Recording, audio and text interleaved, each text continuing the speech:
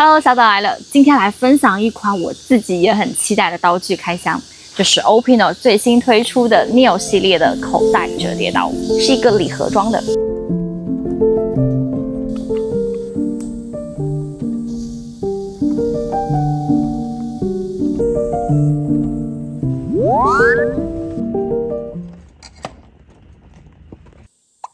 首先你会注意到，这次 Neo 的包装设计整个升级了，采用环保材质、磁吸式的礼盒装，整体质感大幅提升，更具有品味及纪念价值，非常适合作为送给露营朋友的第一把户外料理刀，就像当年我收到 Opino 一样。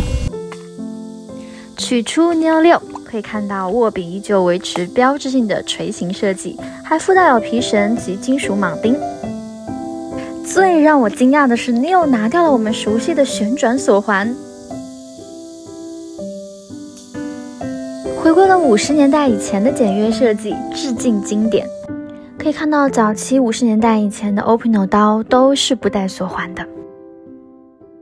虽然没有锁环，但它可不是没有锁稳装置哦。它采用新设计的 OP-Flex 力矩锁定机构，靠金属环弹性结构来阻控刀刃开合，非常聪明的设计，让刀刃不会意外打开或松动下来，用在料理及餐刀上非常轻松就手。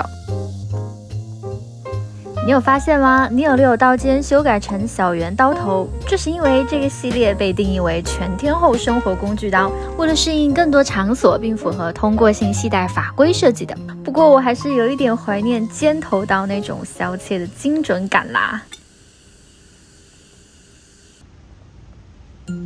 现在我们来切芒果，水果就是要吃当季的。现在的芒果好香啊！哇！在户外，芒果是很方便又高营养的水果，还可以搭配料理来使用。我们顺便边切边来科普一下芒果吧。芒果树最早起源于印度缅甸一带，有4000年的历史了，还是印度的国果。它除了单独吃很好吃，而且很适合做料理的搭配。比如一般我会放在沙拉上面，这样吃起来沙拉很有热带的感觉。我用这样的切法会让它吃起来很方便，屁股向上。根部左右两边切下来就刚好是芒果核的大小。用刀子在上面画格子，然后轻轻一推，这样就可以刚好一口一格。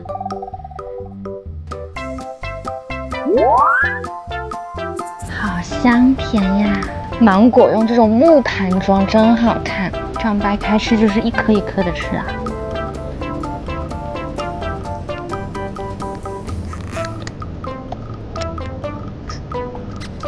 怎么样？这样吃起来是不是很方便呢？部分朋友吃芒果是会过敏的，是因为芒果树和漆树是亲戚，芒果皮上面有微量的漆分。如果有这种情况的朋友们呢，就尽量少碰到这个芒果皮。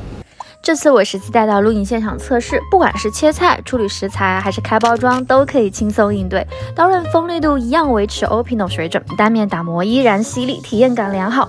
整体来说 ，Opino Neo 6不只是一把刀，它融合了复刻与创新，是经典的延伸与现代化实用设计结合，推荐给喜欢露营、户外活动或想要找一把有设计感的随身刀的你。